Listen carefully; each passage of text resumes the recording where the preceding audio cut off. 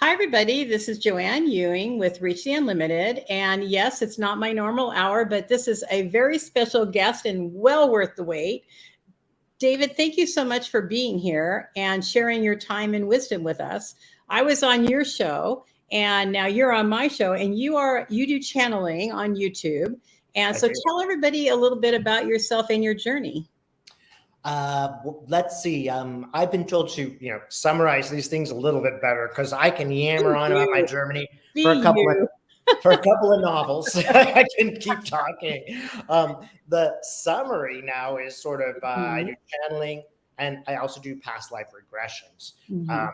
I like the latter because when I'm doing a regression, although I am channeling, the person who's doing the regression is also channeling while they're under hypnosis, and they will Mhm. deliver amazing messages for themselves and for others. It's really interesting work.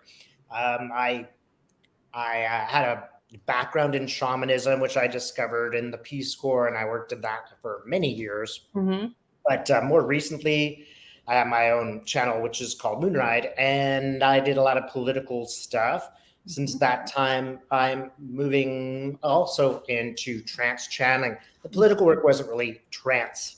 And by that, I mean it was sort of like see images. I think this is what it means. Again, it was all politically based. Mhm. But I think it's important to note that it wasn't just predicting. A lot of people have talked to me and said, I really needed to know that everything's going to be okay and there's hope in the universe. And I really found as I would be doing this that I would be saying, this is important. We need to work together, but it's going to work out. I would say that for everyone, Yeah. whatever crisis there is, if you can go to what am I learning for this, Mhm. it starts to have value for you, Mhm. right? And you start to feel a little bit more powerful that, well, you're learning something, so you are changing the universe. The trance channeling came about with working with a group called the V Group. And they were really there to support me because I was quite nervous about the trance stuff. I'm like, do I really want to leave my body and have someone else talking? I'm just saying I'm not so sure about that. If y'all watch the video with Joanne, I show people how to do that safely, and I really encourage people who want to learn how to do it to take a look. Safety is really important. Um, but that stuff, the trance work, it's very different. I don't really necessarily remember it afterwards. You're It's not supposed to. yeah. It'd be too much if I did because I find myself watching and going, "Oh, that's interesting." I don't. No, right? It's like Yeah, on the edge of my understanding, really. that's when you really know you're in trance when you don't remember because you've Yeah, now just totally surrendered to spirit to utilize yeah. your vocal cords. And I was Hmm. talking to one of my mentors the other day because I don't do the voice change yet. You don't necessarily do that. It doesn't happen all the time. But True. I don't know why it inspired me. I was curious. And she really did come back to some people do, some people don't. And that's the beauty about trance is it comes in all different flavors and colors. There's no one cookie cutting like mediumship is mediumship. You talk to someone's loved one on the other side, but trance has got so many varying different aspects to it. Hmm. What was your first feeling as you went into trance or when you went into channel? Because there's different degrees, different levels of the depths of being in that trance state. What was it like for you? Do you remember? Oh yeah, I do remember, and I'll tell you again. I really wanted to do my first trance work with some people around who knew better than me what they were doing. And Mm-hmm. if you're out there wanting to do that, that's a completely reasonable thing to want. Mm-hmm. You do want to be kind of careful. I don't really think Yeah. there's any dark evil out there, Great. but our own psychology can trip us up. Mm-hmm. We can register maybe with something that's not in the highest good. I would tell all of you that when you do this, when you encounter something, always check in your heart. Make Mm-hmm. sure that it feels good, not okay, but good, Yeah. right? You can even ask, show me something, spirit, so I can be sure. It's okay to be a bit skeptical. Don't go here without your analytical skills and your skepticism. We are humans, and there is a gift in that. Yeah. My first feeling, and again, I had these V group people around, and they were Uh-huh. very, very skilled. And I can just remember, well, first of all, I had these clients who would be in their own trance, and they kept saying, "Come on, Dave, it's time to do it. It's time to do it. I'm spirit here. I'm telling you, just go in, have some confidence." And I was like, okay, okay. So I kind of had some preempting, and some of the work, like shamanism, is similar, right? So I can remember being there and going, well, I did do the thing. Okay, show me something. Show me something lets me know you're from the light. Okay, I've seen that. I've done that 1,000 times with others, so I should be confident about this. And it's almost like, first of all, I felt like I was going up some stairs to get someplace. And here I am going up, and there was a landing. And then I go up some more stairs, and somebody was speaking and helping me get there. But once I got there, it was sort of like, well, everybody else is quiet. I'm feeling something, I'm getting a message. I could see the guide. Like, all right, I trust you. And then it's a little bit like you're running a play. And instead of directing, you're like, all right, I'm going to be the lighting guy now, or the lighting lady now. And I'm just going to sort of step aside. I haven't left my body. I'm just in a little bit, I'm almost an observer. Make sure nothing goes wrong. Now, the house could catch fire. I still need to be present. Exactly. But I'm letting them speak. And I did not anticipate this, but I noticed my head would go, and then they would start to speak. And that actually is the really interesting moment, I think. It's just as I'm like, I'm almost just trusting that these words aren't made up, right? And there is a bit of trust involved in that in the beginning, because the first time I thought, like, this is nonsense. This is just what I think. But in a few minutes, I'm getting to some information that I don't understand very well. And Spirit's saying these things far better than I could. Yeah. Yeah. So there really is I would say to all y'all, if you want to do this, there is a process. Yeah. And give yourself plenty of time, get plenty of advice and help, and trust your heart. It's just going to be, if you go to a party, you meet somebody and you're like, oh, I don't really like that person. They look nice. I don't feel like just, and then I'm just going to go get a drink. That is feminine power, I think. And we all have feminine powers, even if I'm a man. But it's been suppressed. The intuition that women usually have better than men has been totally discounted. Yeah, and we have. That's what's happening on YouTube. Men and women, often women, and I'll tell you, women are much better at this work, is that it's usually that it's a hidden power, and y'all have it. It's just a question of, when you meet somebody, you don't want to just make quick judgments, because sometimes we're wrong. And so you do need to fine tune and adjust and go, oh, that was my bias. We've all done that. But then there's a certain, the image that I'm getting, the clothing that Spirit is showing me with this guide feels pretty good. And it's, again, I trust my heart. I trust my intuition. Just on the positive, the day you met your best friend, you knew they were going to be your best friend. I mean, maybe you didn't know it, but you're like, I really, really, really feel like I just could say anything to this person and they will understand. So maybe even a little bit like manifesting, which people are starting to be good at.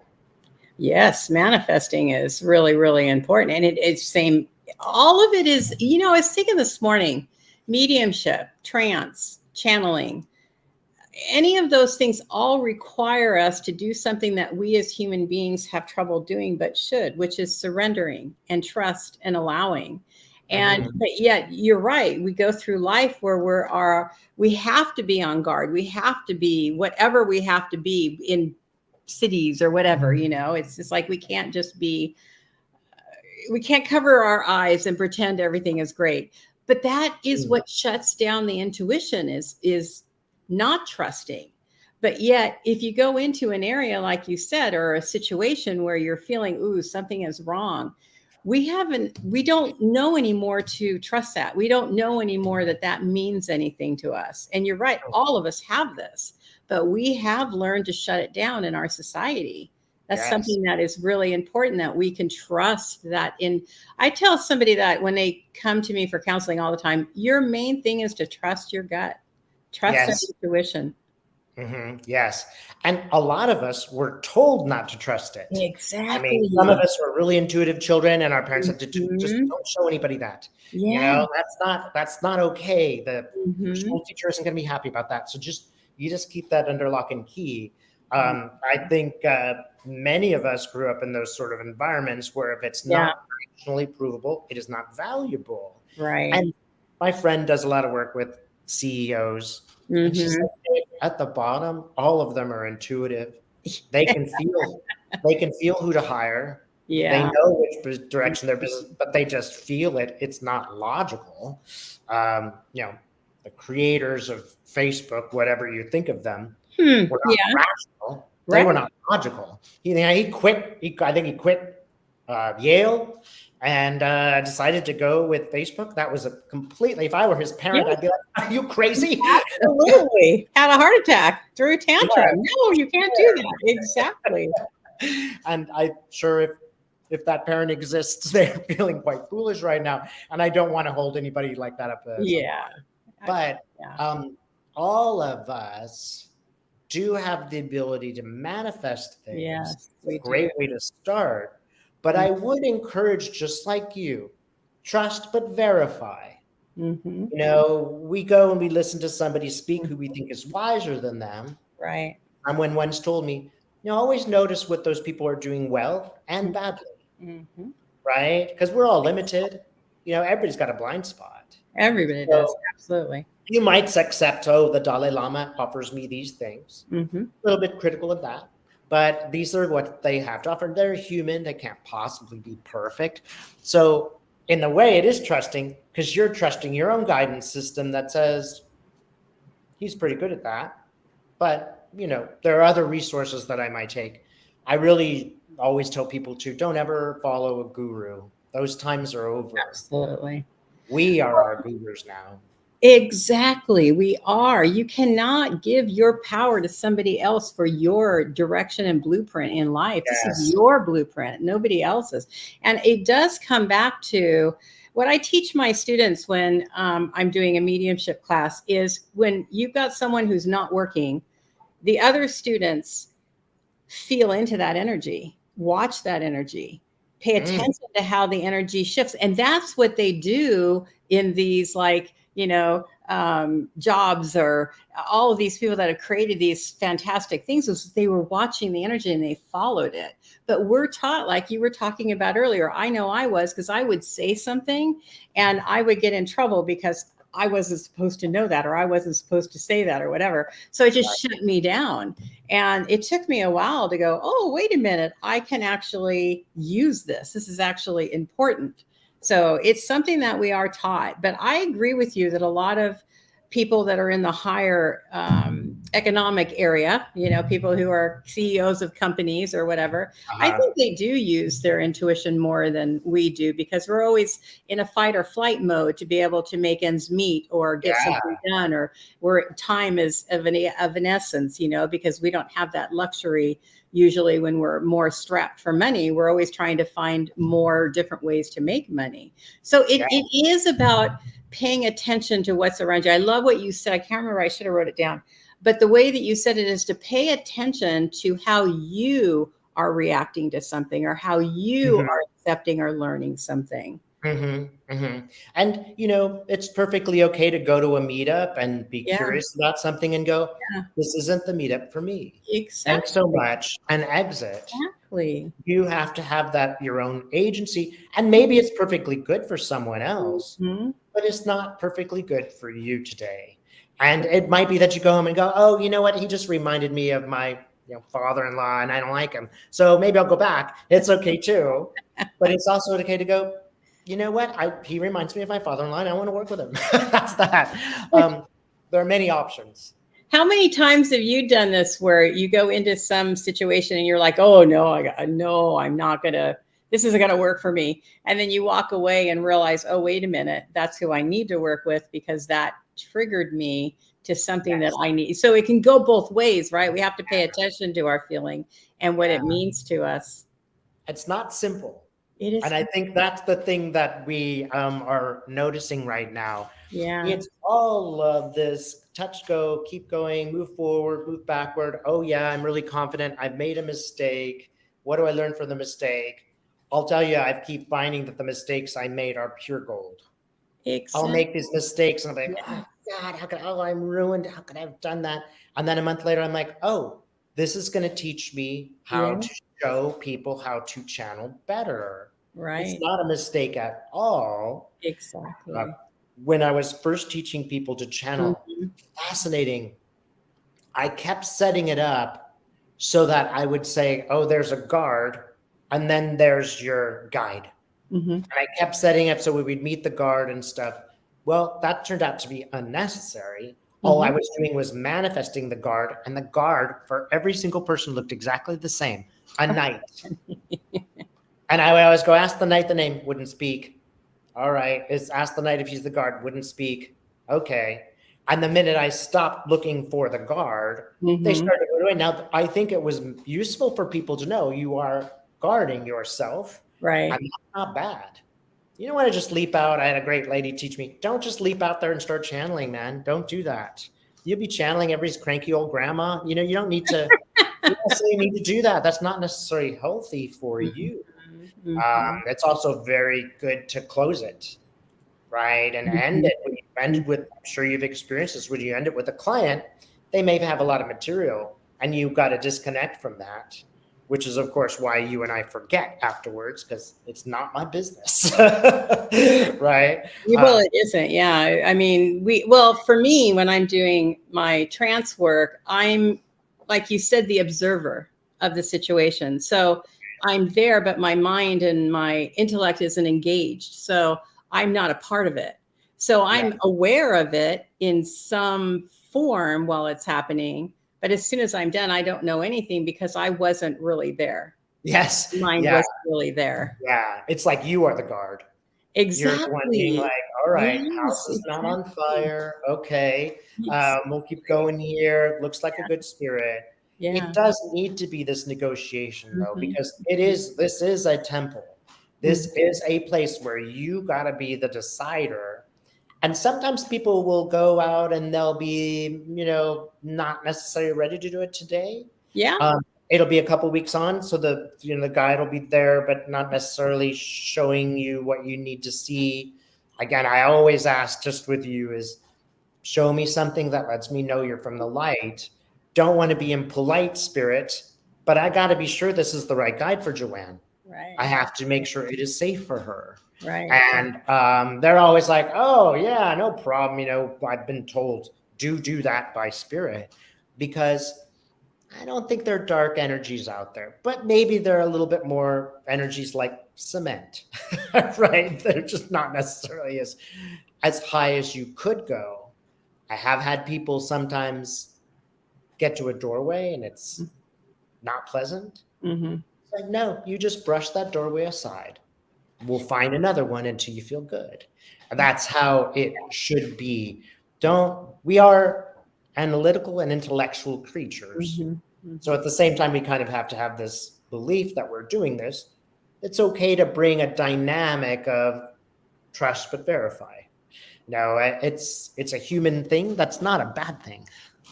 Well, I love what you said is that even though we are communicating with spirit and whatever, the angels or whatever, guides or whatever, we're in control still of our body.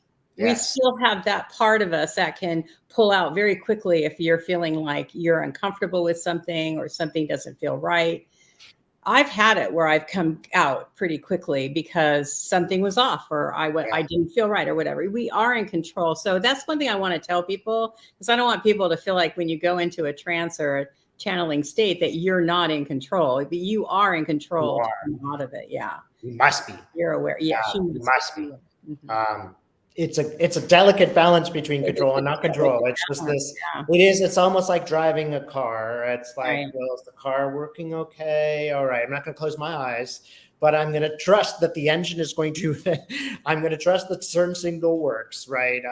There's if it stops working, you need to pull over, right? So it's perfectly, it's challenging in the way that we have described, but of course, that's what makes it interesting. And I truly believe these are the dynamic changes that people like Dolores Cannon said would happen in our time. You know, spirit is not able, it's not useful to directly change political facts or social facts in front of us and, end tsunamis and things like that. Spirit, because that doesn't really work very well. It's like you're doing the math for your child instead of helping your child learn math. Spirit is coming through us, I think, through this channeling and giving us a little bit of help, advice, and I think mostly optimism. I think that it's letting people know it is working out. We are doing what we're supposed to do, even if we're making mistakes. We are learning, and that is what we are here to do, is learn. That is the key. And that is one of the things that you said, and I wanted to go a little deeper on that, is spirit will never tell you what to do. Yes. You are the ultimate decision maker in your life. Now, spirit will lead and guide us and help us, but spirit will not tell you what to do. I get it all the time where people will want a reading from me and they'll be like, well, tell me what to do. I can't tell you that. You are of free will. You have to make the choices yourself, but they will give you advice. They will help you along your way. And that's the other thing, is a lot of people feel like you could tell them all the details of their future life in very precise moments. And really you can't do that, because there's too many things going on for you. And it's not that they can't, it's that they won't, because they're taking away your right to experience your life and to make choices on your own. And sometimes you just need to crash and burn to learn that. I tried to go to law school, right? And I was really good in the class. I had the answers all in that instant test. I could barely get a C. I think I actually flunked a couple classes and tried to take them again. And I was doing the manifesting on it, and thank God it didn't work. I would have been miserable as a lawyer. But at some point, I did a weekend where I was doing shamanic work, and somebody says, which one's working better? So I think part of me really needed to try this very hyper analytical, hyper masculine, hyper intellectual sort of process, only to realize that wasn't for me. Don't you feel like that's a part of our journey too, is when we do those kinds of things? And then, because I've done several of those kinds of, I think I'm going to go over here, and maybe not. This isn't going to work. And so you go to the left or you go to the right. And that's a part, like you said, that's my biggest lesson I like to tell people is we're here for the lesson. We're here to learn. That's why we're here. So if we wanted to be in Shangri-La and have this plush, easy life, we wouldn't have left the universal flow. We would have stayed there. And you would be bored. You would be bored. You would be bored. Really, really, really rich people have like a highest percentage of drug addiction. It's because there's no reason to get up in the morning. There's nothing to do or conquer. It's just, I think they said in The Great Gatsby, you just go to places where people are rich together. Right. How boring. Because you've had an interesting journey. You came from California, and you ended up in Australia, and it's very interesting how you maneuvered that. Do you want to talk a little bit about that? Sure. Where could I start? I'm actually from Southern California. I moved to Northern California to go to San Francisco State University, and I'd had some mystical experiences. So I didn't know what they were because I came from a very agnostic family. But I had this, so I was really interested in philosophy, and it wound up being my minor. I was actually better at philosophy than English, but I majored in English because I needed some more forms, and I needed to communicate and all that stuff. And I'm so glad I did. I was talking about what a useless major that was, and it served me well for many years. I still use it every day. But there I had a few more mystical experiences. And I'll tell you, one of them was right in the middle, right at the point where college and working was really, really hard. And I couldn't quite figure it out. I wound up from a student in a class, said, "Oh, well, I do channeling and I'm going to do it tonight. You want to try it?" And I was like, "What's that?" And I went to their house, and all night long, it was absolutely incredible. The people who were channeling were fantastic, and the channel told me stuff that nobody could possibly know. Absolutely no one. And I didn't think that, oh, I'm going to be a channel in the future. I didn't know that. Came home by 5 o'clock in the morning and opened the drawer underneath my sink. And guess what fell out? A Seths book fell out and landed right in front of me. Oh my I read that book cover to cover. So tell people if they don't know Seth. Not everybody knows Seth. Yeah. Oh, Seth? Yeah. Seth was some of the earliest channeling. I think it was done in 1972. Some of the earliest channeling from an entity called Seth. Again, I didn't know what that was until the book landed. I read that book, and it seemed sometimes like it was written for me. I recommend them, but they're very dense. Yes. I mean, it's almost like 25 philosophers in one book, but very useful. You might be reading that for a year, and that's okay too, just to take it all in. Yeah. And then I wound up, like many Americans, in really difficult circumstances. I was barely it's $3,000 for a room in an apartment in San Francisco right now. Wow. That was not. When I moved there, it was $300. It was a bohemian hippie place. I wound up, pretty much getting kicked out of the city. I couldn't afford it. Living above a restaurant, couldn't get any sleep. Working 2 jobs, lousy healthcare. The same scenario that many of y'all are going through. The same difficulties that many of the Americans are going through.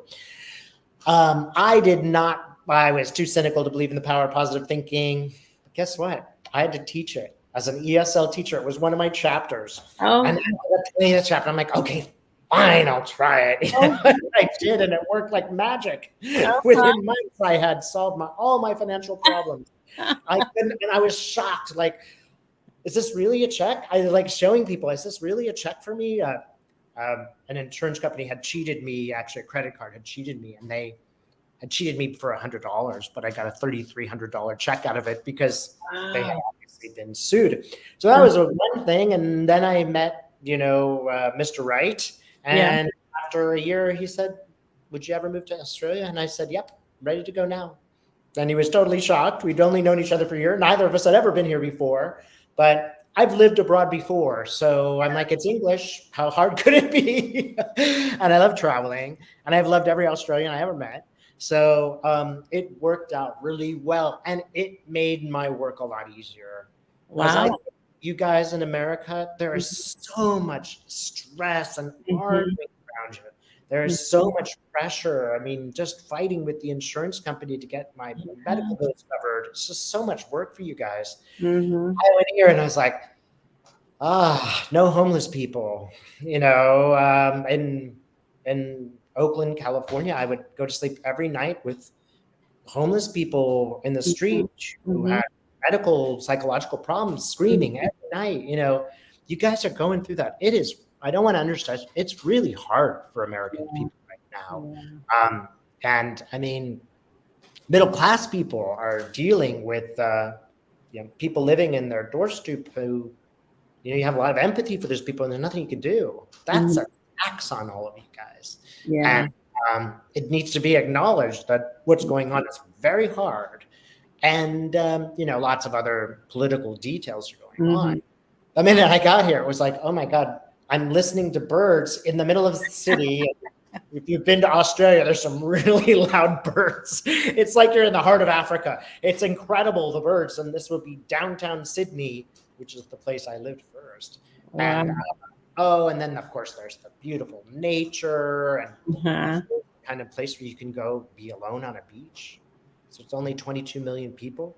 So it really is a night the total change. I still did not know I would be doing this job when I moved there. But I'll tell you, I had the same job with the same salary or the same job, same company in Australia as I did in the United States. But then when I got to Australia, I made twice as much. Wow. How do they accept Americans there? Oh, pretty well. I think historically, like people told me 30 years ago, because of the Vietnam War, a lot of people did not like Americans. And some people said that. I've never experienced that, not a once. I have to tell you, like, as I realize how American I am, because I'll start demanding things. I'll be like, this service is terrible. As I catch myself going, oh, yeah. The values are somewhat different. They're much more about a community. I don't know my neighbor's politics. It's not important. What's important is that I water for them and they water for me, right? It's important that I care about them and they care about me. So if you want to ruin your reputation in Australia, you're driving a car and you pass someone whose car is broken down in a remote place, no one will ever speak to you again. That will be absolutely unacceptable that you are that individualistic, because people could die out there. Yeah. So it's more important. Nobody cares that I'm gay. Nobody cares about anything else. There are some minorities I think have difficulties here, as everywhere. Yeah. But pretty much they're like, well, you're helpful. You're not causing a problem. They're much more about talking and working in a way that isn't so demanding. So people will say, do you think you could, instead of do it? Police people will be friendly to you and very much kind. They will, sometimes be even a little less strict than I would want them to be. Generally speaking, like the service might not be quite what you expect as an American. Given, service not quite as good, but no homeless people, I know where I'm going. There aren't as many choices here. So you will see people wearing the same shirt more often because there's just not as many choices. Interesting. Things are expensive because it's an island. Yeah. But most people in Australia are middle class. So there are rich people. There are poor people, but most people, like I'm going to say 90%, are right in the middle. Interesting. And they would never put you down for being a traffic worker. You have a job, it's valuable. It's part of our culture. My students are from all over the world. I taught English as a second language. And they used to say, Dave, I've never seen a tradesperson, and they will wear day glow, so they're a street worker, getting sushi for lunch. But in Australia, you are paid well enough that you have sushi for lunch. If you want to be a rich person in Australia, become a plumber. You'll make a fortune. Wow. Because the city is just growing and growing. Everything's growing. Everybody's building and building and building. There aren't enough plumbers. So, well, I need to go there then and start up my plumbing company again. Absolutely. Do it. I would say you'll be very well received. They really worship a good tradesperson. Here, it's like you find them and you will hire them forever because it's needed. It's very much needed. I think America is probably built out to some degree, and I think the culture has shifted to such a degree that those people are not as valued anymore. It does help to make you be much more optimistic here. Interesting. How do they take the work you do? Do they know what you do, and how do they receive that? That's always an interesting interaction on the airplane. Hey, what do you do? And I've had some a funny story too. I went to visit my father, and he said, "Oh yeah, I'm having we're going out to dinner with some friends of mine, and one of them's the former CEO of this particular company and his wife, and they're very religious." And I mean, we're on the way in the car. I'm thinking, oh my gosh, like, what's dinner going to be like with these people? And I'm there with my husband. Had a very interesting conversation about Jesus, by the way. They were surprised. So I think Australians are very not religious. Okay. So every Australian person you'll meet has a great-great-grandparent who's, was sent as a prisoner to Australia because they stole some crust of bread from the church or something. So they're quite skeptical of aristocrats, of churches, of any kind. They're very, very, very skeptical. So when I meet them, we tend not to converse too much about it, but it's kind of like, you do your thing, I'll do mine. They definitely do not really understand it. And there is definitely a conversation. To tell you the truth, I often tell them that I'm a hypnotist, because that is still true. I'm doing the past life regression. And when I tell them that, that's sort of, oh, you mean you help people get over their issues? I understand that. But I mean, even if I'm in the US and I tell people that I channel, they're kind of like, okay. I don't necessarily know that, and I don't necessarily believe in it. But I kind of just tell people and wait for them to ask questions. And if they don't, we'll just talk about you. Yeah. I find some people don't even know what that is. Oh, a lot of people don't know what that is. They can't even come up with what are you? I don't know what it is. It's like, well, I'm getting information from the universe that I think is positive and helpful. It's a new thing. So it's not surprising that people don't know what it is. Yeah. You tell them who Abraham Hicks is, they might know. Positive thinking, they might know. Yeah. But you have to present these things in chunks. Yeah. Well, I find that people, if they don't know what you're talking about, they'll usually change the subject, or they'll ask you questions, one of the two. Yeah. So look, I have to note, somebody is telling people where you can find David Johnson at this number. I think that is me. Okay. I just want to make sure. If you're looking for me, you can go to my website, which is moonride.com/au. I think that's accurate what they put, but it might be like a sort of, I think it's my second channel. I just want to say this. I don't think this is a scam, but sometimes people, yes, they do. I'll just let y'all know. I will never say, call me at this number or anything like that. I'm recognizing 8141. I think that's my newer email that I associated with that. So I don't want to accuse anybody doing anything wrong, but yeah, just be careful, y'all, because none of us will put in the comment section how to contact us. Again, this guy's accurate, but just to be sure, don't send somebody who's putting out an email money. That has happened. There's a lot of scammers. For sure. You really need to be careful with that. Absolutely. I didn't see that. So I missed that. I'm looking to see where it was at. What's interesting, what Sharon was just saying, we've been having a real problem with homeless issues here. I mean, it's out of control, especially in California, LA area. But how do they deal with it? Or how is it not such a problem there? I'm not entirely sure. I just became an Australian citizen, by the way, so I'm looking forward to my first time that I vote. What's really lovely here is when I became a citizen, there's this whole event that you go to, and it was great because many of the speakers, like 1 in 4 Australians is an immigrant or a child of an immigrant. So all of the people that were speaking, including the representative who goes to their parliament, was himself a child of an immigrant. And I asked for these seats, I said, the front row was empty and everything else was full. I said, can we sit here? And he's like, oh yeah, sure. And I sat next and I said, who are you? And he goes, I am your member of parliament. I was like, oh, nice to meet you. And then I said, it was very nice. I was like, so tell me, as your member of parliament, what are the 2 issues? What issues are the most important to you right now? And of course, I'm just ready for some story that he's not going to get to the point.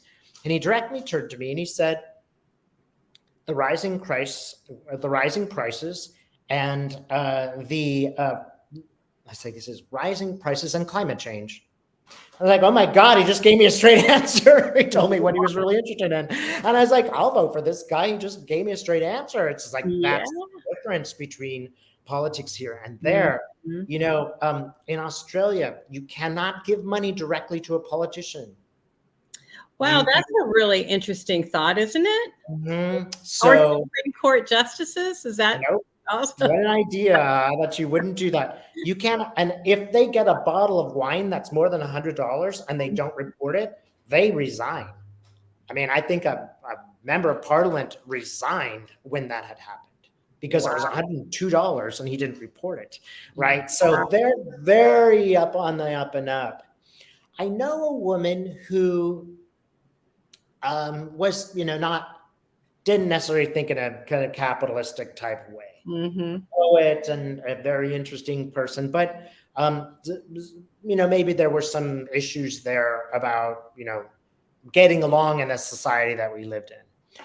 Now, she had a social worker that she worked with, and at some point, she had to get out of an apartment. Mm-hmm. They just found her a place. She wound up living in a different apartment. It was temporary and it was nice. So they'll just find you a place. Keep in mind, 70% of the Aboriginal people will never meet you. They live in their place and they don't want to come to the city because it would corrupt them. So, you know, they're living, you know, we wouldn't consider them homeless because they're living in their natural places, and there are places where they live. It's not like these little reservations. There are reasonable amounts of places. So I think there's that. Keep in mind, you know, there's just space. Yeah. It's only 22 million people. Mm-hmm. So there is more space for people to live. The COVID crisis has created, you know, housing prices have gone way up. Mm-hmm. So it's harder to own, harder to rent. So, but, you know, being Californian, I watched the homelessness increase because they closed these psychological hospitals. Yeah. They just closed them and they just put those people in the street. Mm-hmm. And it took a while, but eventually it manifested into San Francisco has 50,000 homeless people on the street. A lot of those guys are veterans. Mm-hmm. So our wars abroad caused 20% of that. That isn't being addressed by the government or by the people who were supposed to support them. Mm-hmm. I'd say, you know, those guys are really damaged physically, psychologically. There is no place for them to go. So, you know, Australia didn't have that problem. They haven't been fighting these wars for 20 years. Right. So there's percent people, a lot of people are on the street because of medical. Mm-hmm. So I know somebody whose father had a heart attack and they were not born in the United States. So they didn't have Social Security, and the family wound up living in a car for 2 years. Wow. Economically successful, but he had a heart attack and they couldn't afford, the company could not afford to keep living. So I mean, these are a man, a woman, and several children living in a car. So now what kind of crises are we manifesting beyond them? How likely are those children to be successful? Exactly. There are so many things in American society that if just, you know, there's always a good thing about our society, a good thing about society, and a bad thing. There always is. Societies you can really succeed. There aren't many limits to, you want to become a doctor. It's actually faster to become a doctor and to do research in the United States than Germany, where you have to, it takes a long time to do that. Mm-hmm. So American society has the benefit of being really dynamic. You can fire people if you don't like them. You know, can't do that in France, which means you're kind of stuck with somebody who may not be as effective, but you don't have homeless people in France. So it's, or at least they'll find a place for the homeless people to go. Maybe they will be in a youth hostel. Maybe they will be in a, you know, maybe you need to subsidize them. Yeah. But they'll have better medical care. Wow. So, well, what I noticed. It's hard. Society is hard. Being a human being is hard. And yes, it is about caring about your fellow man. That's the most important thing. And yes, it's something that I don't think everybody in the US has done that, but we definitely have lost that within our government and with the people that are really being an example to everybody, because they have the ability. Because I'm listening to you talk, and I was thinking about, in fact, I heard a report today that they're even talking about bringing ex-military back into the military, calling them back because people aren't going into the military, because who wants to do that? Or, you know, they're not helping people that we're not helping our fellow people out anymore. It's all, I mean, not in the US. We're just, the hierarchy and the middle class is becoming the lower class. It's very unfortunate, and something's going to have to break. It But is. it's scary. Hi, Jacqueline.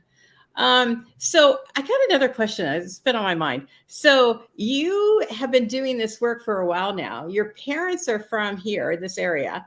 How did they take this move and you being in the spiritual world as well and doing what you did? Yeah, it's quite funny with my parents, because again, they were total agnostics when I grew up. Uh-huh. My parents are actually from Indiana. They're both from Indianapolis. Okay. And I have a long history of, you know, very serious, some of them Quaker type people, you know, serious, maybe a little spiritual, but serious, no nonsense type people. Many, many centuries in America of this. And I was always that odd kid. And I would say things and my parents would be like, what? So as a child, I remember saying, ask my parents where I would be if they hadn't met. And they just looked at me like, well, you wouldn't exist, of course. And I said, I'd be a little boy in India. And they just looked at me like, where'd you get that? It's like, you're 6. Like, you don't know what reincarnation is. Like, how did you know that? And I was just like, and they didn't really know what to say, because that's just not a concept that they'd ever encountered. Yeah. And these things would happen as I grew up. Things like predictions and ghosts and stuff like that. And they were quite skeptical of this, especially at that time. Uh-huh. But I think they've eased into it a bit more, and they've sort of watched me evolve in college, and these things change. And I was the kid that joined the Peace Corps, right? So I was very interested in being my philosophy, and I wasn't, you know, going to just go have my career. I wanted to have experiences and sort of be in the middle of it. So that was a good step. You know, that was like goodbye today for 2 years. You're going in the middle of nowhere. Then after this, of course, my parents are great and they're very supportive. And they are actually very open-minded, I think, for the most part. So I'm lucky in that regard. I think they could recognize that life in America for me was getting pretty difficult. Right. Where I lived, I was barely making it really, and really overworked. And I think they were very happy that I met somebody that I cared about. They cared about me. I still wasn't doing this work. It was probably the thing that made me think twice about moving. It's like, well, my parents aren't so young. How many Christmases am I going to have left with them? Great irony of it is both of them have come out and stayed with me for an extended period of time. Aww. I feel like I know them better because it's not a weekend, it's a month, right? And and so both of them have come out, and we've taken trips together as well. My father's more conservative. So when I told him I was doing this, I didn't tell him that there was a political aspect to it. He still doesn't watch, I think. But again, I think he's a very open-minded person. Yeah. You know, the fact that I came out to them when I was 17, you know, so they already had to, you know, kind of get beyond any social perceptions. I've already pushed them a little bit beyond what their typical kid was going to be. Yeah. So as I've told them that it's kind of like whatever you like to do, Dave, you know, if that makes you seem happy. That's nice, because not everybody's like that. But the reason I like asking that question is because the whole show is a premise of not being stuck or not feeling like you can't be who you are, taking those steps. And And these are obstacles that a lot of people really face. You know, what Yes. can I do this because will my family reject me, or what will my family? In fact, I was talking to a friend of mine earlier. I hadn't posted our live that I did on your show. Well, I can't get it. I have to talk to you about how to get it on YouTube, but I put it on Facebook today. And to me, that was a big step because I haven't really exposed that part of me to people, which you and I have talked about. Yeah. But it took the bravery of being able to say, this is what I do. This is who I am. And I'm just going to post it. And that's really the biggest hurdle that all of us face, is about facing that part of us that feels like we have to either hide it or be embarrassed by not it, whatever it is for you. It could be Yes. anything, right? But Yes. it's facing your challenges, facing those things that you really are passionate and love, because you're afraid of not being accepted. Yeah. But yet, when we do that, we're not accepting ourselves. That's true. And it is true. You might feel, you probably will feel some friends kind of peel away, Mm-hmm. and you might meet some skepticism from your family members, Mm-hmm. and meet that with love. Yeah. You know, as much as you can, say, you know, I understand your feelings and that. And insofar as you do that, you actually are modeling that you're showing them that you are going in the right direction. Because if you're not, no, I'm right, you're wrong, then they're going, well, Exactly. even though you disagree with me, I'm going to say kind words to you, and Mm-hmm. say it's okay that you have that opinion, or you're not comfortable with that. I understand that, etc. I often confuse people because they will say, you know, what about Jesus?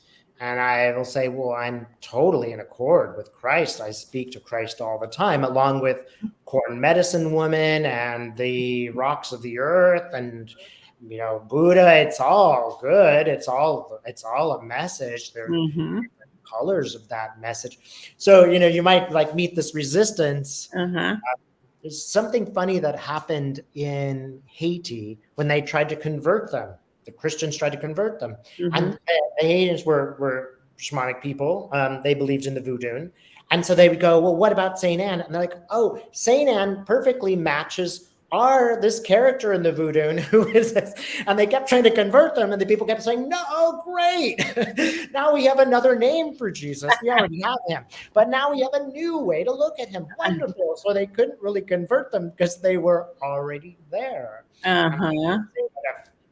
If you can get to the people and say the foundation of all religions and all religious truth, Right. that foundation really is the same. It's about love to some degree, and we could talk about that for a while. Right. It's about reaching some level of understanding with other humans. And Mm-hmm. if you can get them to go, oh, I'm there with you. Oh, yeah, I was talking to Jesus. He totally agrees with what you're saying. Yes. Or I talked to corn medicine woman, and she totally agrees with what you're saying. Mm-hmm. It's, in some ways, you're kind of reminding them of the real message. Right. You know, if you go to your skeptical friend with love and saying, well, hey, let's work with this. And yeah, well, let me hear you.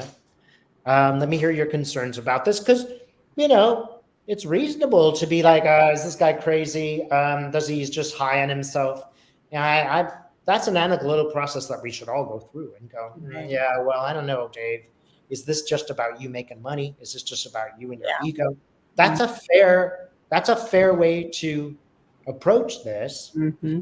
And it's also fair for us to go, well, wait a minute, and think about it, and maybe argue, and then come back and go, well, no, but yeah, but no, but, you know, all of these things are worthwhile working with.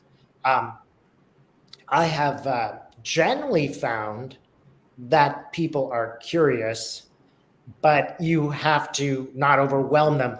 People are really overwhelmed when I say I do all these 5 things. They're start going, oh my God, what's this guy talking about?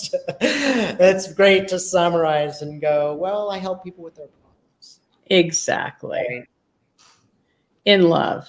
Yes. That's the key. Yeah. Because it is. I mean, if we're pushing or fighting against justifying what we do, then we're not coming from that place of love and true the truth of who we are. We're trying to justify it within ourselves because we can't change anybody or what their thoughts are, Sure. but we also can't stop ourselves. Right. And Yeah. if they're questioning us, Yeah. maybe that's just the universe saying, okay, now's the time to come up with some better answers. Yep. No, you're being questioned. It's okay. So it can Yep. be really challenging because your emotions can be triggered. Your feelings of rejection can be triggered. So it could be really like, oh, no, you're fighting a little bit. And that's going to be, I don't want to reject any emotion.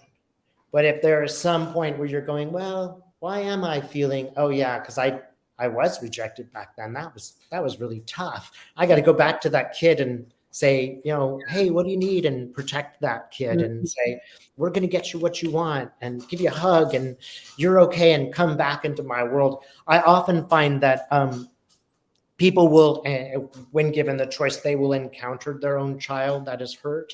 Yeah. And once they go and say, be friends with that kid, you can't. If you're putting that kid away someplace and not touching them, they will become angry and they will bring themselves out in your life in ways that you cannot control.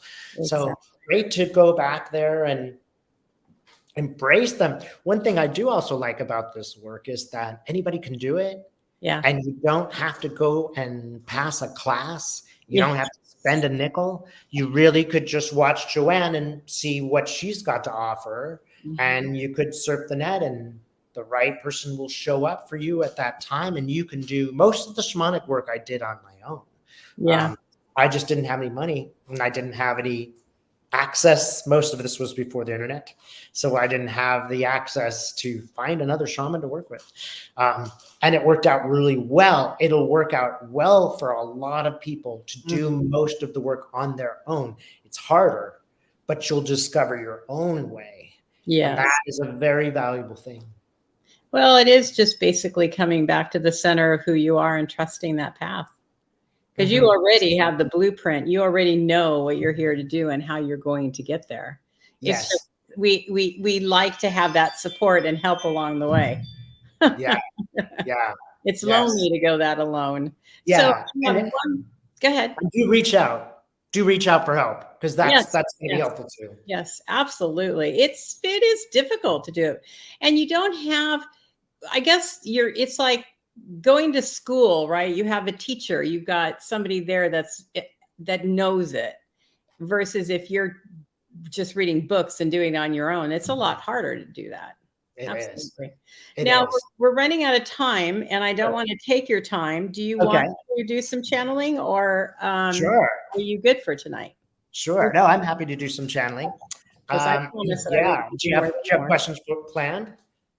I don't. Do you want to just see what I can? I have a plethora of questions within me. And we haven't really decided who we're channeling, which is fine. Yeah. So I'm kind of curious about who will show up. Do you have any special requests?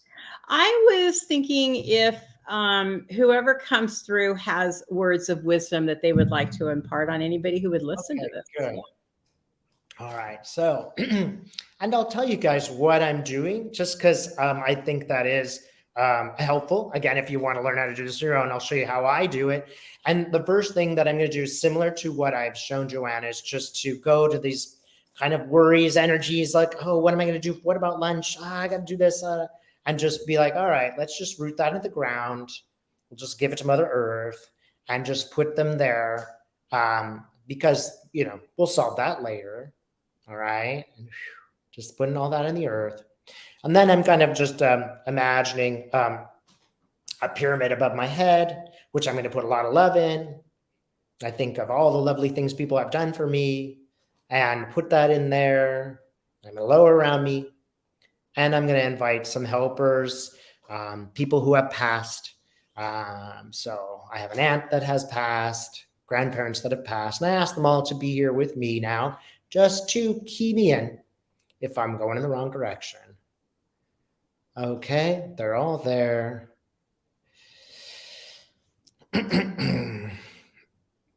Going up these stairs. And I'll tell you also, I often sort of hear a distant music. And I couldn't tell you the words. I could maybe hum it, but it's sort of a music. Okay. Now I get a picture of this glowing pyramid. I'm sort of walking in there. Now this character I'm meeting is kind of looking Egyptian, but I get it. It's more like the one at the doorway. It's almost like the guard at the doorway or the staff is pointing me towards. This character looks like Isis. Kind of like Isis, but almost like the tarot card of Isis. Keep in mind for everyone, when you're doing this, sometimes spirit will show up in clothing that makes you feel comfortable. Like Isis doesn't necessarily, wear Egyptian clothing, but that's how I am comfortable seeing Isis. And let's just ask, okay, all right, I'm asking, are you Isis? And she's showing me something. She's actually showing me a crystal. And I like crystals and they make me feel good. Okay. She's asking me actually to go into the crystal, to be with her. All right.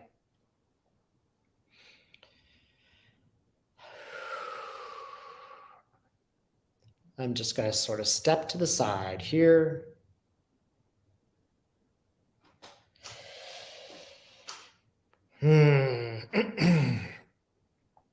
Hello, everyone. Give us just a moment to adjust to Dave's voice box here. It is something like he's described. He's just sort of stepping away from center stage as I speak through him. And when I say I do mean we, because us in the other side are not so divided as you think we might be. We are sort of collectives of beings, light, if you will. What questions do you have?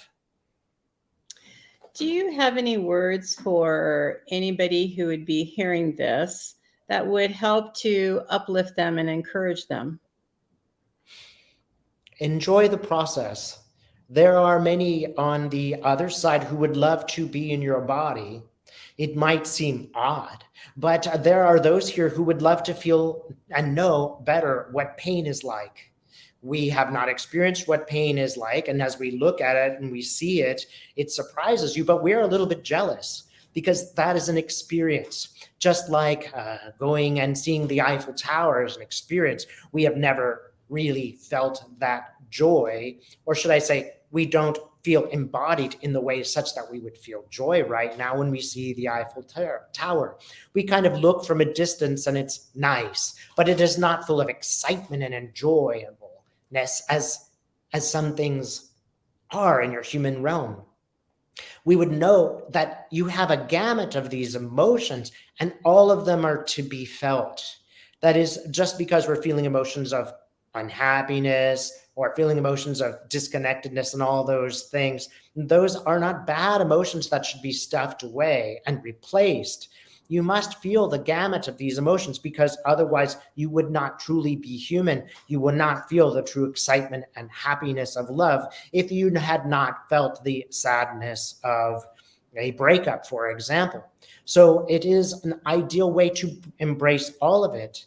This doesn't mean you have to stay within sadness. If you are feeling again and again that you are often sad, if you fall into a state of what you call depression, it is worth looking at. It is worth stepping out of the river. Dr. Joe Dispenza is someone who gives advice on this. There is a river where you get in and it seems like you cannot get out. And there does need to be some work of getting out of that river. But remember, when you're doing this, you are activating your own genius. You're activating a sort of guidance. Every time a problem arises for you, it is an opportunity for you to create yourself. Don't spend too much time worrying about if you will make a mistake, and don't look back at things and think, oh, that was a terrible mistake. It may be very necessary for you to make errors so that you can learn more. It is much better that you move forward and make some mistakes than that you are tepid and don't move forward. This is the greatest problem for people at this time is that they stay in a state of fear. They are afraid that they will look foolish or be criticized. And this is a heartbreak for you, that you will stay in such a locked place. Engage with it. Give yourself the right to make a mistake. It is also our advice that you do meet others, that you meet people who are also venturing out and making the mistakes, and they will give you sympathy. They will let you know it is nothing to worry about. I made the same mistake too, and here I am. We would encourage all of you to engage with others. Your communities have been dissipated, if you will. You spoke of homelessness before. This is the sort of difficulty that you face. You look at other members of your community and you are heartbroken, or you look at other members of your community and you must be dispassionate about them. And this is causing a good deal of harm to you in your race at this time. It is advisable to stay sort of in the middle, be engaged, and understand that it is breaking your heart to see the homeless people. Also to know that you cannot do everything today to help them, that the problem is bringing you to a state of engagement. And that is exactly where you want to be. It is not static, it is moving forward. Whatever you do not think, oh, I am this age and therefore I cannot change, or I have nothing to offer, or what I am doing at my job isn't really spiritual. It is all spiritual. No matter where you are working or what you are doing, you are interacting with other people. And in that interaction, you are learning every day, even though it might be the slightest thing, even though you might think your job is unimportant. As you encounter each person, you are sharing a light with them. You are learning more. All of you are learning wherever you are, and it is good. It is good where you are. It is good to learn, and you can change. You can change, and that change must start with the self and the acceptance of who you are. That's beautiful. Thank you.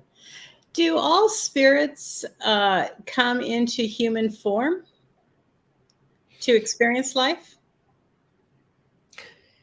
Yes and no. This is a bit complicated. First of all, because we don't have the same idea of time as you do. For us, all of these things are happening all at the same time, and it is only barely understood by us. We could not necessarily explain these things to another because we are not the total light. We are not the center of the light. We are aspects of the light, but we are just at the light in a different place from you.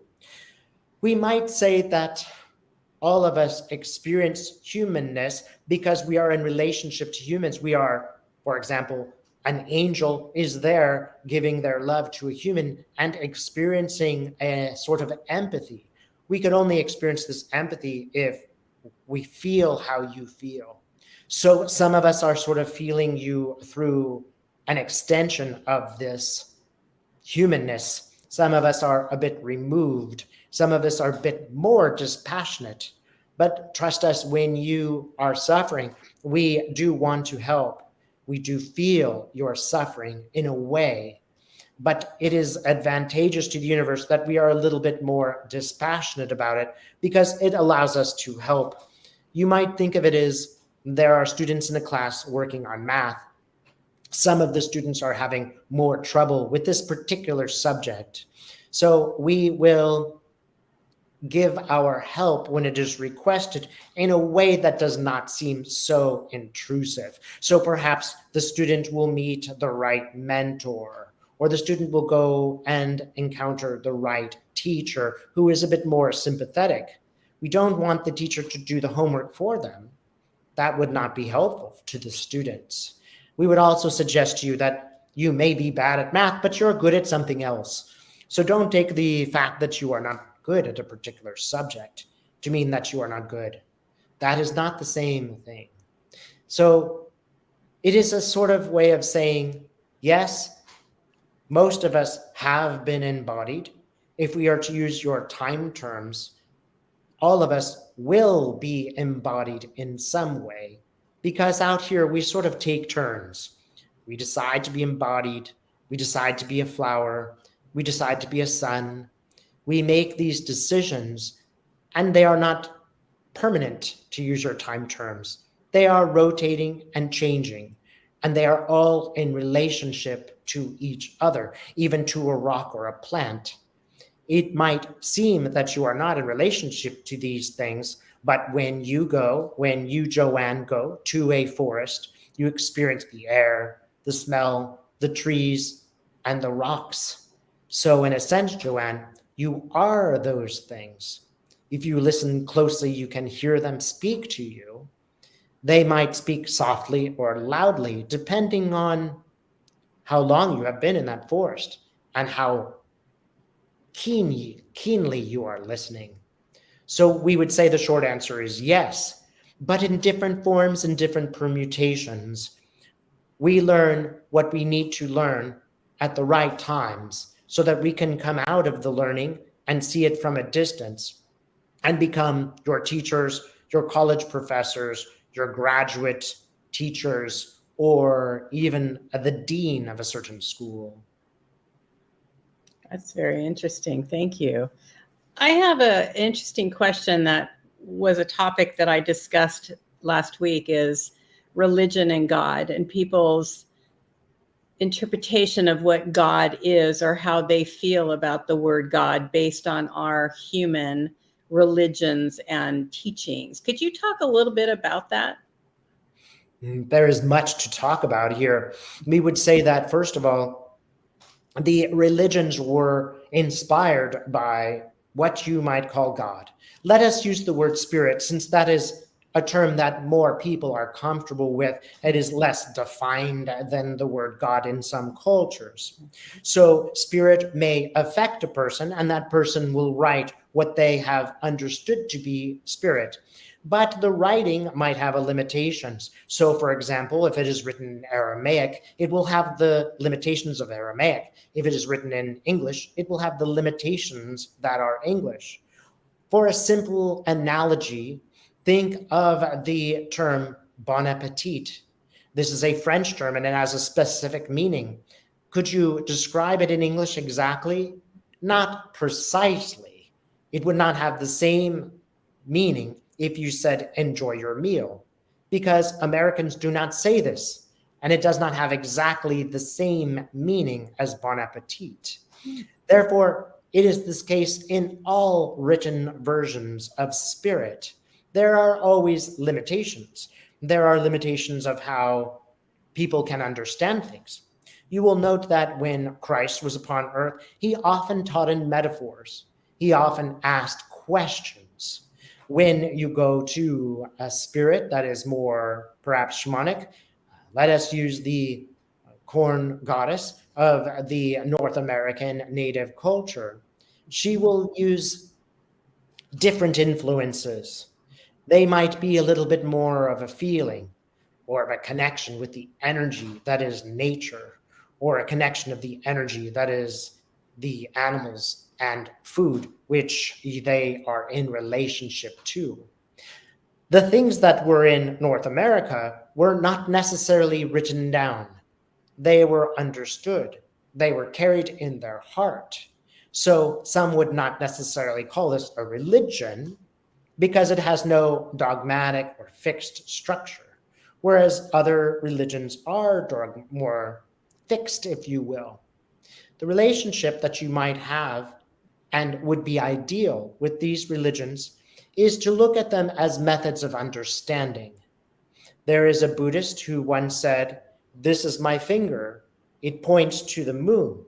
But do not mix the finger with the moon. They are not the same. The book puts you in relationship to spirit, but the book is not spirit. It would not be wise to hang on every single word and create a literal interpretation of it. An example would be of Dave, who at some point was interested in the Bible only as a source of literature. It did not connect him in any way to spirit. It seemed to him to be a sort of dead book, if you will, that was used in a political way. However, encountering Christ in a spiritual way, and he really did have conversations with Christ. But once he had those conversations, he could come back to the New Testament and he could read in between the lines and see what Christ was really saying. Christ was really a bit more shamanic than he is given credit to. And do not forget that Christ never judged. Christ never encouraged judgment. It is unfortunate that the words have been misrepresented, that the words have been put into this book in a way that is sometimes keeping some outside of the nature of God or spirit. It is important that you know the difference. Each book brings you closer to spirit. It would be wise to read all of the books and take from them what is useful to you and apply these things. It is not wise to follow only one leader of one book, for it would be impossible for that person to completely understand spirit. It is not unwise to follow a spiritual leader's behavior and see if it matches what you consider to be a spiritual one, and copy such behavior. Anyone who is a spiritual leader should demonstrate their truths, not espouse them and use them to divide. All of you have access to spirit yourselves. You can go directly through your heart. But it is interesting and often helpful to follow other practices, to learn other practices, to read other practices. And when you meet somebody who perhaps doesn't agree with you, discuss it with them, listen to them, and get to the point of why they believe in what they believe. Generally speaking, you will find the heart. You will find that there is a reason why they have chosen a particular school, and you will see that it is helpful to them. Do not focus too much on their limitation. Focus on what it is doing for them and identify that with them. They will see by your demonstration that perhaps there is more to spirit than is written in one single book. They will know this by your behavior and by your refusal to judge them. And we understand that you cannot do this with every person, or you are not here on earth just to solve the problems of others. That's beautiful. I don't want to keep you any longer. Do you have any last words that you would like to share? Our words to you are this: you are doing very well. You are living in a time of great change. It might be that the change has accelerated, again in your terms, to a greater acceleration than at any other time. And it might be very disturbing to you as these accelerations are happening. It might be very challenging to your old beliefs, and these are turning and changing. But we would ask you to see yourself and not judge yourself, but to see yourself as these changes are coming about, to embrace and accept them and see how you move along. Just notice how you move along. Notice how you can change things. Avoid too much consumption of difficult information. That is, if you find yourself constantly watching on YouTube, for example, difficult information that makes you angry, note how it is affecting you. Note that the anger is okay, but spending 3 hours in that anger will bring you down. It is worthwhile to look at things from both sides. If something is making you angry on YouTube, stop yourself and find something that makes you feel happy, either on YouTube or in your backyard or in a phone call or a book with your friend. You are doing very well. It is a difficult time. It might not seem as difficult as other times, but in some ways it is more difficult because you are being bombarded with so much information. The feelings that you have are changing very rapidly. Take some time to accept yourself. Don't criticize yourself for having these feelings. Just notice them and notice that you have agency. You can change. You can make yourself feel differently. Give yourself the right to do that. Give yourself the right to make mistakes. Mistakes are only learning, nothing more. They are not falling. They are just tripping and picking yourself up again and noticing the hole in the rug, if you will, so that you don't do it again. Again, we want to hold you in love and say you are all doing very well. Everything is exactly as it should be. You are learning. You are moving forward. It is good.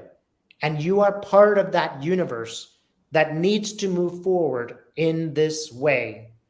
We appreciate the hard work that you are doing on the planet that is Earth. We know how difficult it is. We appreciate that you have volunteered to go do this hard work, for it helps us. It helps the universe. It brings all of us closer to love. And that is the source of everything, light and love. You are always there. You are never judged. This is important for you to know. You are never judged. All of you will be received in the light. And when you do, you will be your harshest critics. We will not criticize you because you will do this beyond a need to do this. Accept that you are all good. That is the source. It is the source to which you will return. That is so beautiful. Thank you for sharing your wisdom with us tonight. You are very welcome. We will cease this transmission. And again, we ask that you accept all the love and light from the universe. We will send it now as we have sent it throughout this transmission. Thank you, Joanne, for hosting this program. It is very useful. Thank you.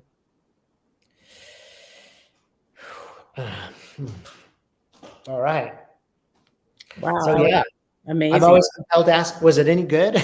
Because I don't remember. What I loved about it is I really wanted to ask about where we're going, but time is like, I'm 22 minutes over, which I hate doing that to people. But I was thinking, I'd really like to ask about what's coming in the Aquarius and, and you just, your guide, your spirit being went right into that on its own. So I loved that. It was good. Yeah. I'm going to have to watch the show and find out what I said. Yeah, it was beautiful. It was really great. And, one of the things that I was hit with is that word God and how it triggers people.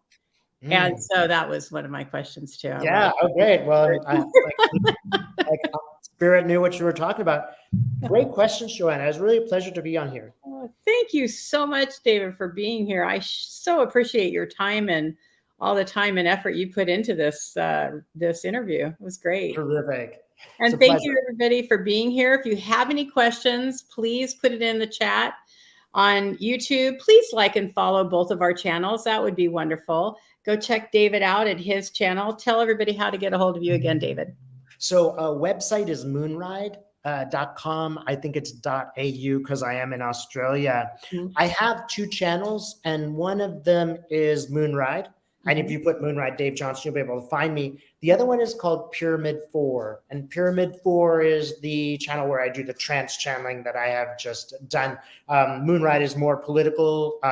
Go wherever you like. I think they're both valuable, but for different people. Yes, perfect. I have been watching David for a long time, and he's amazing. So do go check his channel out and like and follow as well. Again, if you have any questions or comments, please put it in the chat on YouTube. I won't see it on Facebook. I will. And everybody have a wonderful night, and please take care of yourself. Thank you so much, David, for your time. Blessings to all of you. All right. Goodbye, everybody. Thanks for being here.